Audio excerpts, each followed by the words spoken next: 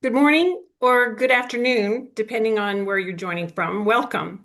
I'm Julie Dill, board member and Houston Programming Co-Chair for the NACD Texas TriCities Chapter, and I'm pleased to moderate today's timely discussion, Conflict in the Crosshairs, Board Oversight amid the U.S. Iran War.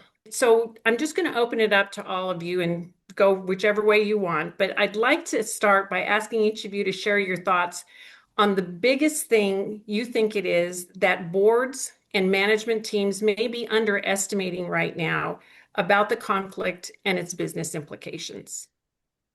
Sure, I'll go ahead and jump in. I think from a duty of care and a global security standpoint, what I've watched over the last 40 plus days, I think a lot of corporate entities out there underestimated how long the Iranian regime would be able uh, to be able to hold on during this conflict, but also the amount of turbulence that they were able to create in the global economic space.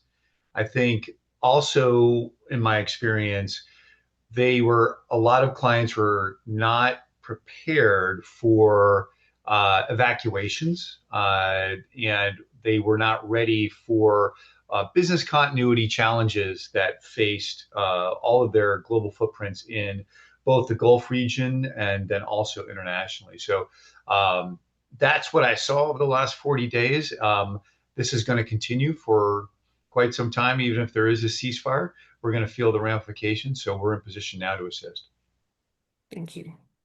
Julie, from my perspective, the one thing I think we will underestimate is how long it will take to get the critical infrastructure back online to ensure that we have global access to reliable supplies and security of supplies, and what it's going to take to offset those outages here in the near term.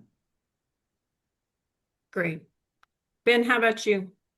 Yeah, and from my perspective, I think obviously everyone on this call is very aware of the impacts to supply chains, cybersecurity risk, commodity prices, and obviously as well the impacts on personnel who may be in conflict zones. And of course, safety of personnel should be paramount, and getting businesses back up and running, of course, is very important too. But I think there are some real legal risks for companies associated with what's happening now.